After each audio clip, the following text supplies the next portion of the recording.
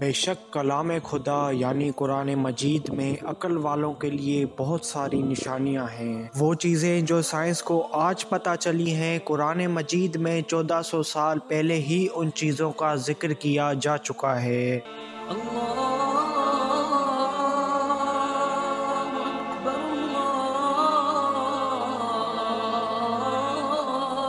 اللہ اکبر۔ 15 September 2011 کو NASA نے ایک ایسا پلینٹ دریافت کیا جس پلینٹ پر آپ 2 سورج اور 2 چاند دیکھ سکتے ہیں، اور یہ پلینٹ 2 اسٹارز کو آربٹ کرتا ہے۔ اس پلینٹ کا نام ہے کیپلر 16b، اور اس پلینٹ کا ذکر قرآن مجید کی سورہ معارج میں ہے۔ تو مجھے تمام مشرقوں اور تمام مغربوں کے رب کی قسم، بے شک ہم ضرور قادر ہیں۔ قرآن پاک میں سورج کے معاملے میں اس طرح سے معلومات دی گئی ہے۔ سورج میں 92% ہائیڈروجن اور 8% ہیلیم ہے۔ پیریوڈک ٹیبل میں ہائیڈروجن کا سمبول H ہے، جو عربی میں ہا بنتا ہے۔ قرآن مجید میں ایک سورت ہے جس کا نام ہے سورہ شمس، اور شمس کا مطلب ہے سورج۔ سورہ شمس میں 15 آیتیں ہیں، اور ہر آیت ہا لفظ پر ختم ہوتی ہے۔ یہ قرآن مجید کی واحد ایسی سورت ہے جس کی ہر آیت ہا لفظ پر ختم ہوتی ہے۔ سورہ شمس قرآن مجید کی 91 یعنی 91 سورہ ہے، اور حیرانگی کی بات یہ ہے کہ کائنات بننے کے 91 ملین سال بعد سورج بنا ہے، اور دوسری بات یہ کہ سورج اور زمین کے درمیان کم ترین فاصلہ بھی 91.4 ملین مائلز ہے، اور سورہ شمس کا نمبر بھی 91 ہے۔ اس کے بعد زمین اور سورج کے درمیان کا ایوریج ڈسٹینس 15 کروڑ کلومیٹرز ہے، اور سورہ شمس میں ٹوٹل آیات بھی 15 ہی ہیں، اور بالکل اسی طرح سورج کے کور کا ٹیمپریچر بھی 15 ملین سیلسیس ہے۔ سن 1915 میں آئنسٹائن نے جنرل تھیوری آف ریلیٹیوٹی کو لکھا۔ اس تھیوری سے سائنسدانوں نے یہ ڈسکور کیا کہ اسپیس کو بینڈ کیا جا سکتا ہے، یعنی کائنات کو موڑا جا سکتا ہے، اور یہی بات اللہ رب العالمین کی طرف سے قرآن مجید میں سورہ انبیاء میں بیان کی جا چکی ہے۔ یاد کرو جس دن ہم آسمان کو لپیٹیں گے جیسے فرشتہ نامہ اعمال کو لپیٹتا ہے، ہم اسے دوبارہ اسی طرح لوٹا دیں گے جس طرح ہم نے پہلے بنایا تھا۔ یہ ہمارے اوپر ایک وعدہ ہے، بے شک ہم یہ ضرور کرنے والے ہیں۔ 2006 تک انسانوں کا یہی ماننا تھا کہ انسان کے بال صرف بڑھاپے میں سفید ہوتے ہیں، لیکن قرآن مجید میں 1400 سال پہلے سے ہی یہ بات موجود ہے کہ انسان کے بال صدموں کی وجہ سے بھی سفید ہو سکتے ہیں۔ قرآن پاک میں ہے کہ پھر جب تم کفر کرو گے پھر اس دن سے کیسے بچو گے جو بچوں کو بوڑھا کر دے گا۔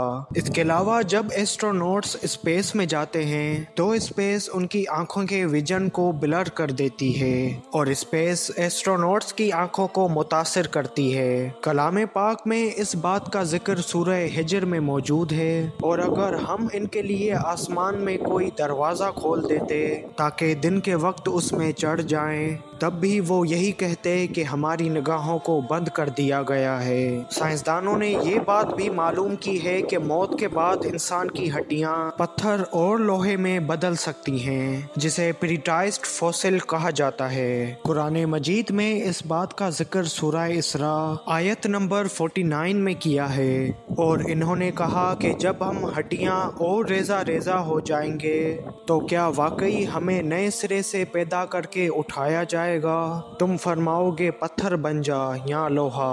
مادہ مکڑی بچے پیدا کرنے کے بعد نر مکڑی کو مار دیتی ہے، اور کچھ وقت کے بعد جب بچے بڑے ہو جاتے ہیں تو وہ اپنی ماں کو مار کر پھینک دیتے ہیں۔ سائنسدانوں نے یہ بات آج تسلیم کی ہے، لیکن قرآن مجید میں یہ بات پہلے سے موجود ہے۔ سورہ عنکبوت میں یہ بات موجود ہے کہ جنہوں نے اللہ کے سوا اور مددگار بنائے رکھے ہیں ان کی مثال مکڑی کی طرح ہے، जिसने घर बनाया, और बेशक सब घरों में सबसे कमजोर घर मकड़ी का होता है। क्या अच्छा होता अगर वो जान लेते।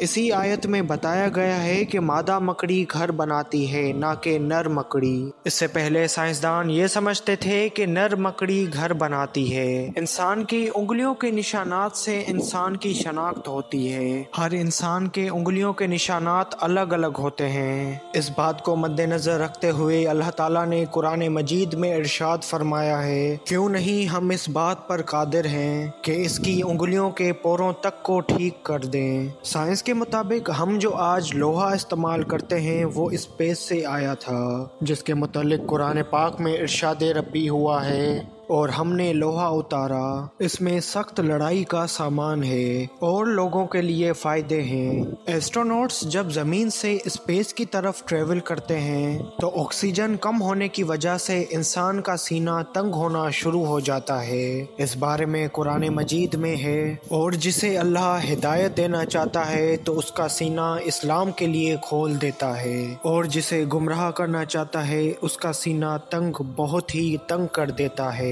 गोया कि वो जबरदस्ती आसमान पर चढ़ रहा है। इसी तरह अल्लाह ईमान न लाने वालों पर अजाब मुसल्लत कर देता है। सनलाइट यानी सूरज की रोशनी समंदर में सिर्फ 200 मीटर्स तक पहुंच सकती है, तो फिर आखिर 200 मीटर्स के नीचे जो समंदर में जानवर रहते हैं वो रोशनी के बगैर कैसे जी रहे हैं। इसके बारे में कुरान मजीद में इरशाद हुआ है, अल्लाह समंदर में वहाँ भी रोशनी देता है जहाँ इंसान अपना हाथ तक नहीं देख सकता। साइंस की रिसर्च के मुताबिक समंदर के उस हिस्से में ऐसे जानवर भी रहते हैं जो लाइट यानी रोशनी खुद प्रोड्यूस करते हैं, जिन्हें बायोल्यूमिनेसेंट कहा जाता है। साइंस के मुताबिक हम जो पानी इस्तेमाल करते हैं वो भी स्पेस से आया है। इसके बारे में कुरान मजीद में है, और हमने आसमान से एक अंदाजे के मुताबिक पानी उतारा, फिर उसे जमीन में ठहराया, और बेशक हम इसे ले जाने पर कादिर हैं। कुरान मजीद की सूरह रहमान में अल्लाह ताला ने इरशाद फरमाया है, फिर जब आसमान फट जाएगा तो गुलाब के फूल की तरह सुर्ख हो जाएगा जैसे सुर्ख चमड़ा। 17वीं सेंचुरी में ब्रिटिश एस्ट्रोनॉमर जॉन फ्लेमिस्टीन ने यही सुर्ख आसमान डिस्कवर किया था, जिसे रोजेट नेबुला कहा जाता है। इंसान और जानवर में कितने क्रोमोसोम्स हैं ये भी हमें कुरान ने बता दिया है। कुरान मजीद की सूरह ज़लज़ला में लफ्ज़ इंसान से पहले 46 लेटर्स आते हैं, और इंसान में 46 क्रोमोसोम्स होते हैं। सूरह बकरा की आयत में लफ्ज़ बंदर से पहले 48 लेटर्स आते हैं, और बंदर के जिस्म में 48 क्रोमोसोम्स होते हैं। सूरह नहल की आयत में शहद की मक्खी से पहले 16 लेटर्स आते हैं, और शहद की मक्खी में 16 क्रोमोसोम्स होते हैं। सूरह इमरान की आयत में लफ्ज़ घोड़े से पहले 64 लेटर्स हैं, और घोड़े के जिस्म में 64 क्रोमोसोम्स होते हैं। सूरह कहफ की आयत में लफ्ज़ ऊंट से पहले 74 लेटर्स आते हैं, और ऊंट के जिस्म में भी 74 क्रोमोसोम्स होते हैं। बेशक कुरान मजीद में अक्ल वालों के लिए बहुत सारे राज पोशीदा हैं, और कुरान मजीद खुद उसी की तरफ से भेजी गई किताब है जो तमाम जहानों का परवरदिगार और तमाम राज जानने वाला है।